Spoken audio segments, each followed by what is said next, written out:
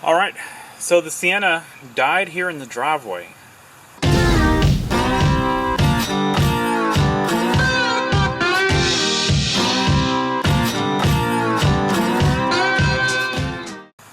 battery was dead and it had cranked up fine, but after driving it, it drained the battery and went dead. And so trying to figure out if, I've had a battery do that before, like had a shorted cell in it.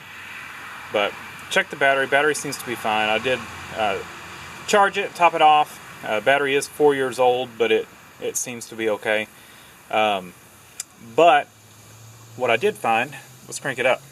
So we're at a resting voltage of 12.5 volts.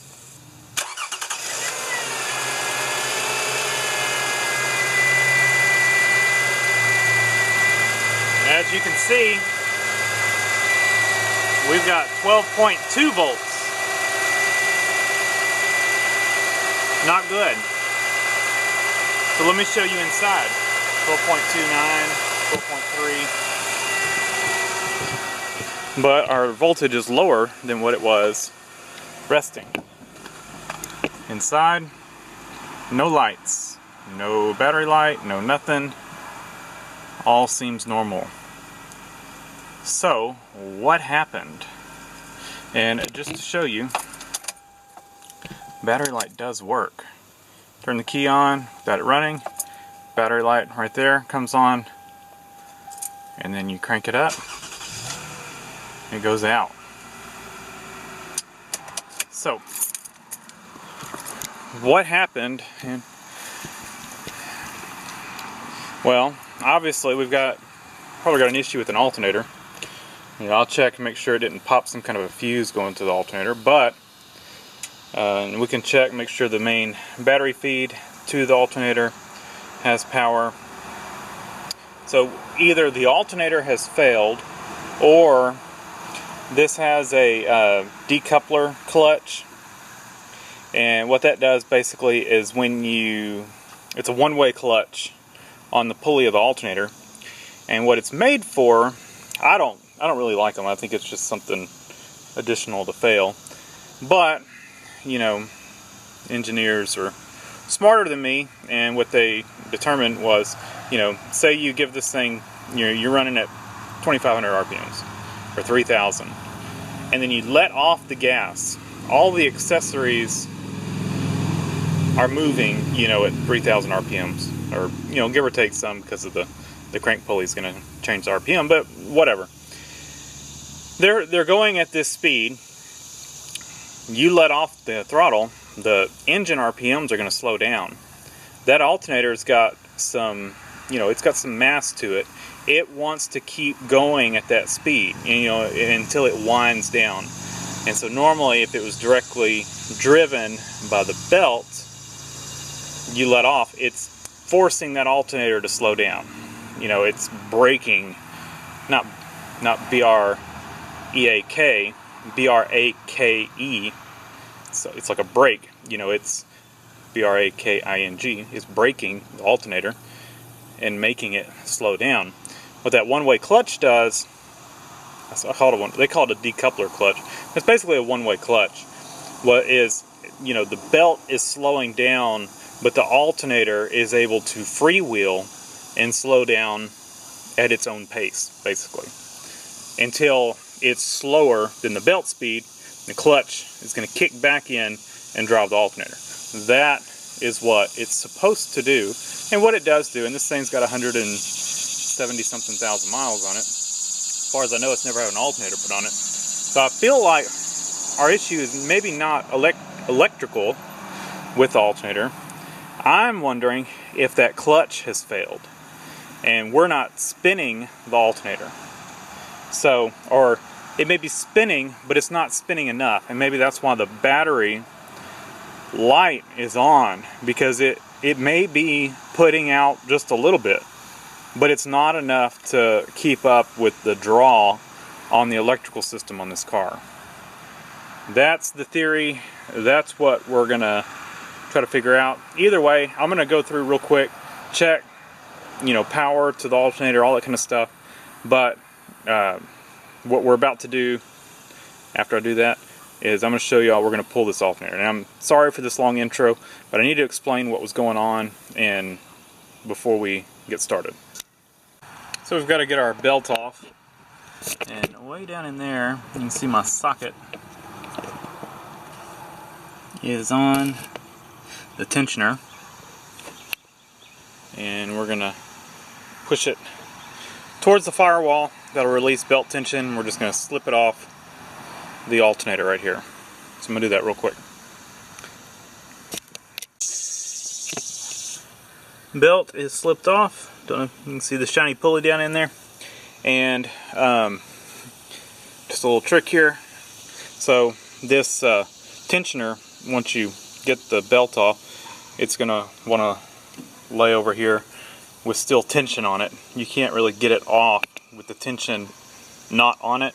So then if you do get it off, you mean wiggle it off, then it makes it hard to get it back on, to be able to get enough tension back on it to get the belt back on. You know, because you can't then get it far enough.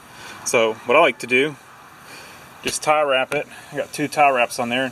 One was holding it, but just the second one just to be safe. And that's just holding it tensioned, and it'd be super easy to slip the belt back on, slip the belt on, cut my tie wraps, take the tool back off. So it's just gonna be there holding it while we pull this alternator off of here. I did check, I do have voltage at the alternator, and I did disconnect the battery before we start working here, so just to be safe. So we're gonna go ahead and I'm gonna set up some time lapse. I'd never pulled the alternator on one of these. I don't know if we've got enough room to get it out through the top. I'm kind of doubting it without pulling the fan, but we're going to do what we can to not do all that. So I think what we're going to do is we're going to start undoing the wires, try to get them pulled kind of out of the way, and then there's a top bolt here, and then somewhere there's a bottom bolt. We may have to unplug the wires for the air compressor, the AC compressor, so we can get this loom just completely out of the way. That may give us a little room, but I kind of feel like we may end up having to take the fan out. But we're gonna try not to. So like I said, I'll set up some time lapse, then I'll give you an overview of what I did. But I'm going to struggle with this for a while, so no need to watch that in real time.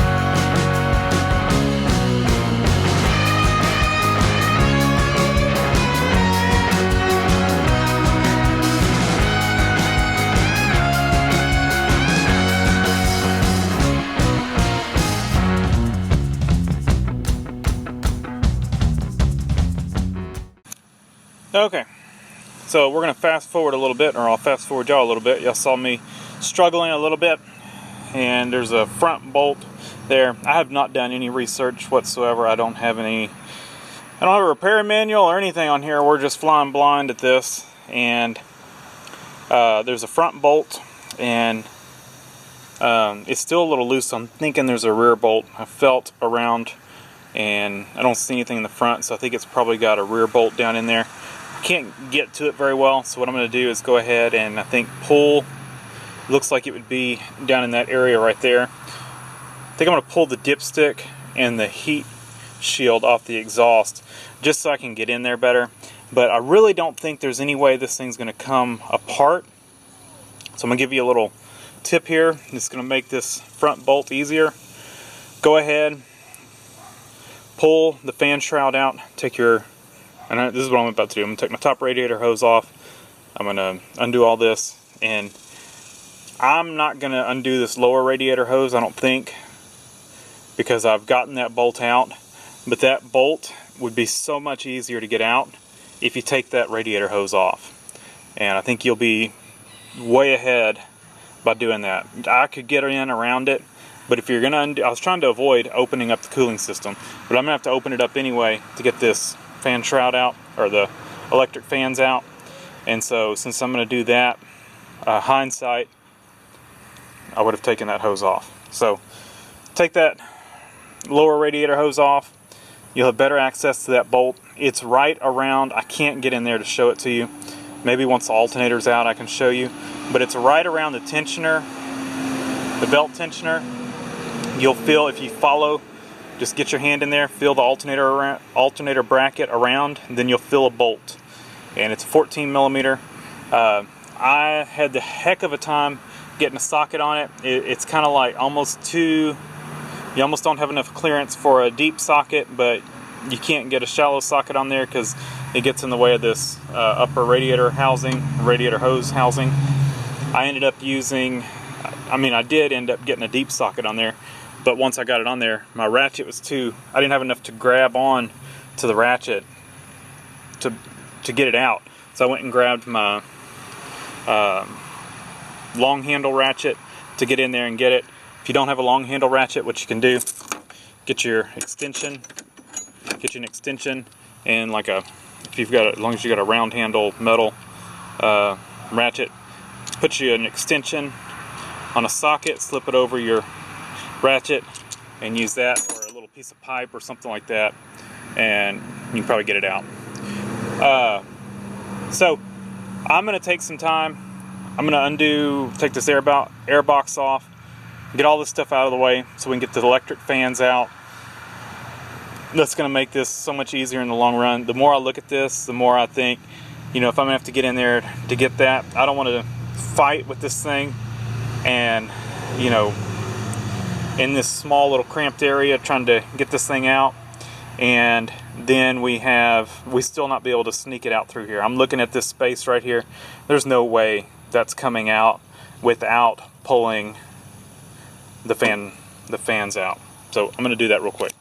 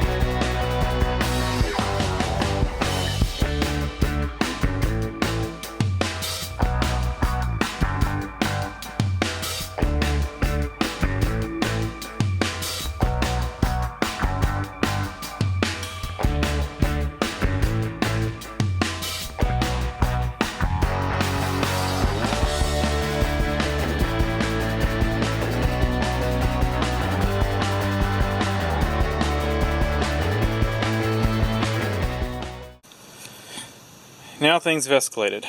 Put a pan under the car, pop this top radiator hose off, let it drop in the pan. I've got new coolant, I'm not gonna save it, so just an old oil pan. Pulled the shroud off so we can just get a better look in here. I have to undo these little clip things. The radiator hose, you just push in on these and it kind of releases. That holds the O2 sensor wire. and just undo the clip. Mine was kind of stuck, so I just put a pair of pliers on the plug and held in on the clip and pulled them out, or pulled it out. Let's see, what else? Pulled the dipstick out. I got some brake cleaner in there and sprayed, because this goes into a tube, and it can, so I pulled it up almost all the way out, sprayed it, get any gunk that had fallen in that tube out, and then pulled it the rest of the way out. I've got a plastic bag over the hole, you know, where the dipstick goes, to keep any junk out of the oil pan. Now I can feel this bolt right down in here, so I can feel the head of it right there. We're gonna get a it feels smaller, I'll see what it is, probably a 13 or a 12. That's what it feels like. So we'll get that in there and undo that. I think I can get right in here and do it. I may need a wiggle joint, but we'll see. Definitely that having that shroud out of the way helps. Oh, and of course I've taken the fan assembly out. 2 bolts in the top. There's a main wiring harness that plugs in to, I guess it's a, I don't know if it's relays, whatever, it's some kind of box on here. Then goes to the fans. Unplug that, get it out of the way. It's got some little clips you're gonna have to squeeze that hold the wiring harness on the fan shroud, if you want to call it, fan assembly. Just push in on those, and you can get those connectors off, or those fasteners off, and get that out of the way. Like I said, 2 bolts at the top. Put you a piece of cardboard or something in here, so that as you're working in here, you don't damage the radiator. Just cheap insurance. So we're at the point now where we are, oh, and this box here, it just has 2 bolts in it, and then it kind of wiggles out. You have to undo these lines here out of their little clips. Dipstick has 1 bolt that holds it right there, and that heat shield has 3 bolts, 1, 2, 3, that hold it. Pretty simple stuff. So it didn't take long at all to get that out of the way. Like I said, if I would have known this, I should have just done this in the beginning. Undo that radiator hose right there. Get it out of your way. I'll probably leave mine because I've gone this far and only lost, you know, a quart of transmission, or a quart of coolant. So let's get this bolt out, and hopefully this thing will come out of here. I think our harness, wiring harness, is good like this. Went ahead and just unbolted the harness instead of undoing the clip. I felt like this bracket was going to be in the way, so I just unbolted it and put it out of the way. So I think that'll give us enough room where we can get it in here, and this will kind of bend and get it up out of here. Let's see.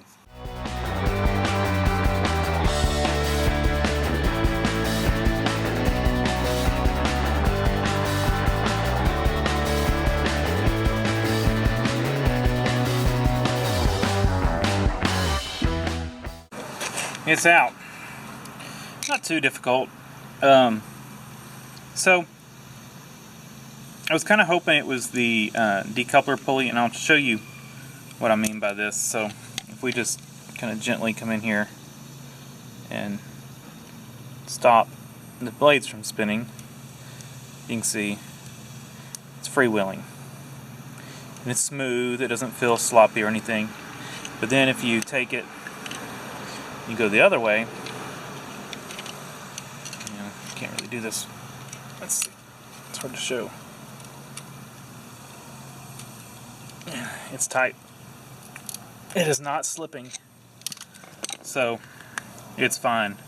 There's no issue there. So what it's doing is, you know, engine's driving it, we're good. But if the engine slows down, alternator's going, it can freewheel. Or maybe I should show you on the alternator. See the alternator? Well, I can't really show you. I can turn the alternator without the pulley moving. That would be the alternator freewheeling. So No, doesn't seem to be an issue there.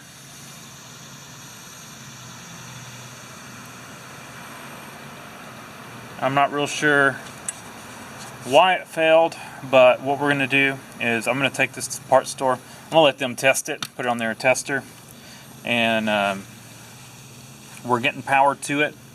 I did not test, I just tested the big wire to it. I didn't check any of these.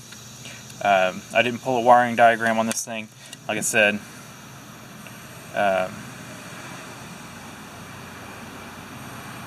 we're just going to take it down, let them test it, and see if it fails, basically.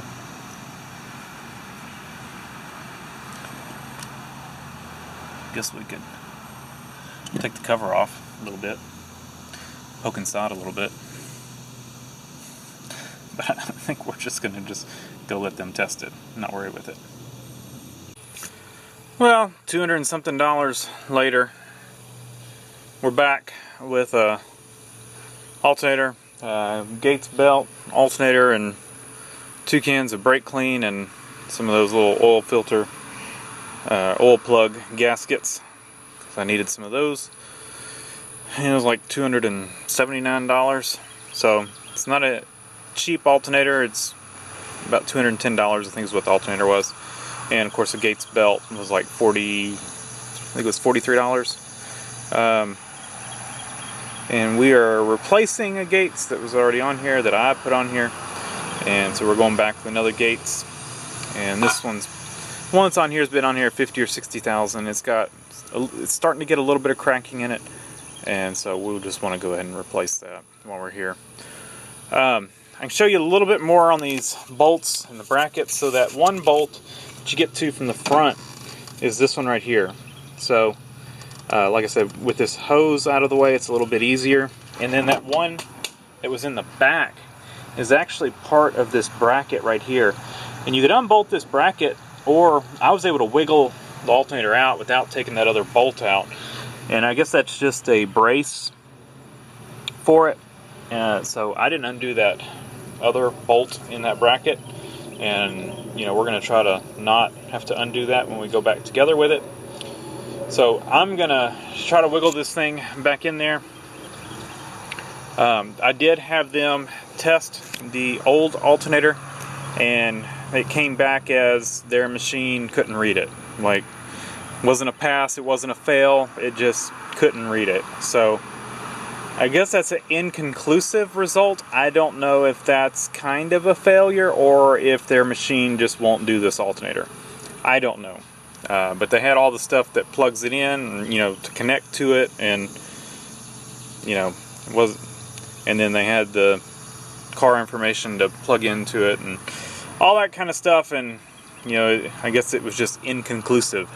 So we're just gonna put one on it, and it seems to me like it's the alternator. So let's just let's knock this thing out and get this car back together and back on the road.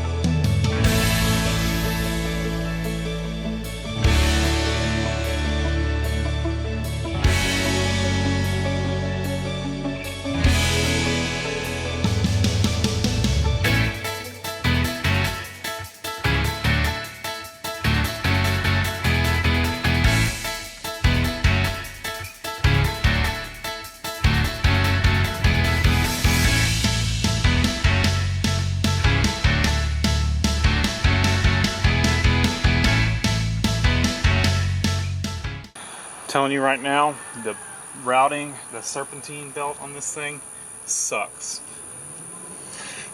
It's just hard to get your hands up in there. So, tie wrap, like I did, you're gonna thank me later when you go to put the belt on.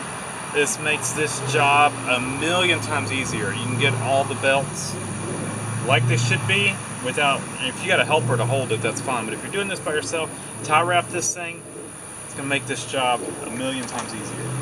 It does get in the way of the belts a little bit, but you can kind of work around it. And you're only out 2 tie wraps. To be honest, you can probably do with 1, just did 2, just to make sure the thing didn't pop loose and get me. And then, of course, our socket stayed on the tensioner.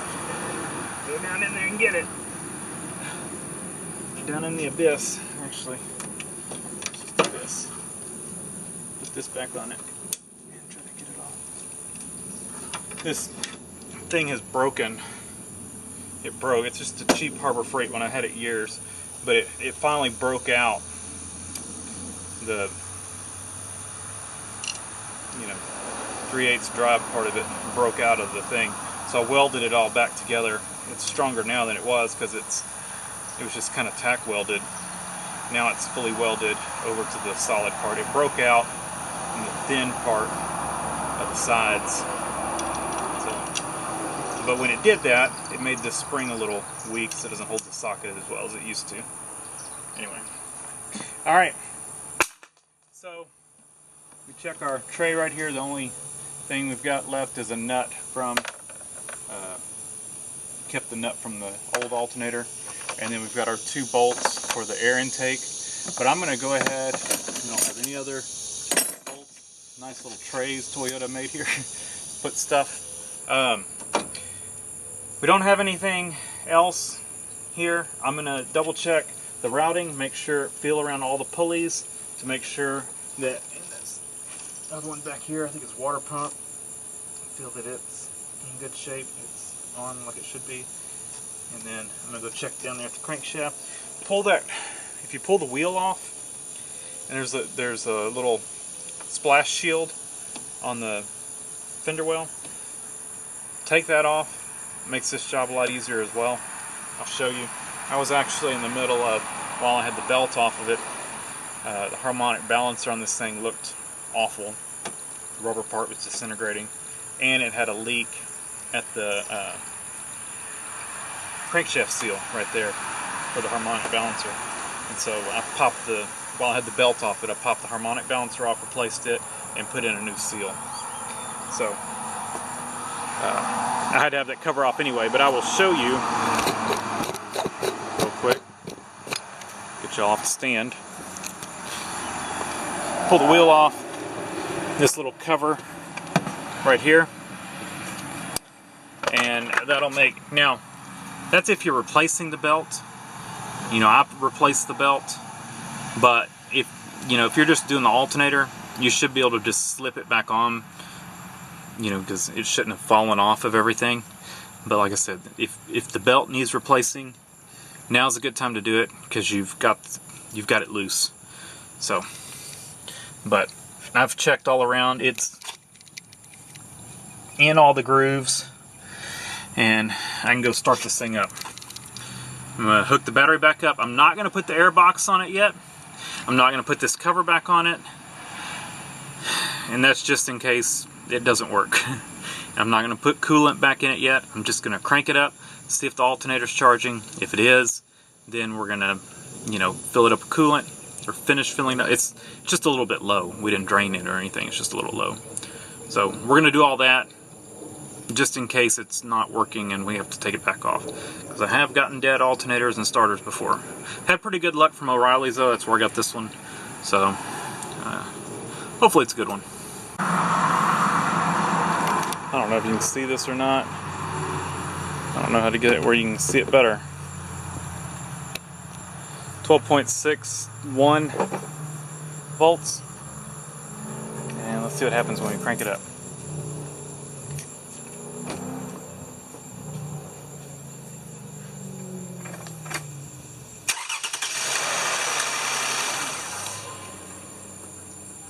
And we've had the battery disconnected, so it may take it a minute to learn its idle.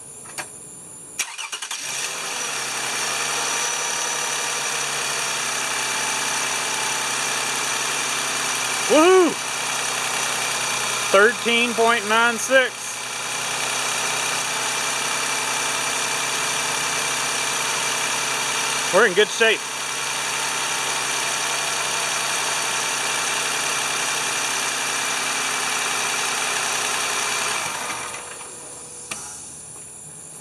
Alright, I'm gonna go check the belt one last time, make sure everything still is like it should be, and all the grooves and all the pulleys, all that kind of stuff. I'm gonna put the air box back on it. I'm going to airbox and is that it? Airbox and the side cover and the wheel. I think that's all it. But we're gonna end this here. It's not a fun job. If you got big hands, it makes this job difficult. I've got, I don't know, I wear a large to extra large glove. I've got average size hands, I guess. Getting to that bolt, that one, like I said, you remove the radiator hose, it might make it a little easier, but getting that bolt started again, the back of your hand is going to be wedged so tight against the unibody part of the car, the frame part of the car, that it's going to hurt. It's not an easy job, and it sucks. It's not too bad. I mean, a couple hours, and you know, and that's including going to the parts store. So not that bad, but that part of it does suck. So I'd highly recommend, you know, getting this heat shield and dipstick out of the way to get to that other bolt. They're quick to do. Replace the O-ring on I've got a set of O-rings, so I just threw a new O-ring on it. Had one the right size, just because. And yeah. So thanks for watching. If you've done this job before, you know any shortcuts, definitely leave them down below. I'd appreciate it, and anybody watching this video would appreciate it as well. So this is the best way I saw to do it. So we did it, got it done. It's working now. I can have my Suburban back. My wife's been driving it. And just today we figured out this thing died in the driveway yesterday. I was actually driving it when it died. She wasn't driving it. So luckily it didn't leave us stranded. But now it's good to go. Should be reliable, and got a lifetime warranty, but y'all know what lifetime warranties mean. You're replacing the part for a lifetime. So, but hopefully it holds out, because I don't want to do this again. Thanks for watching. Leave a comment down below, hit the like button, and subscribe for more.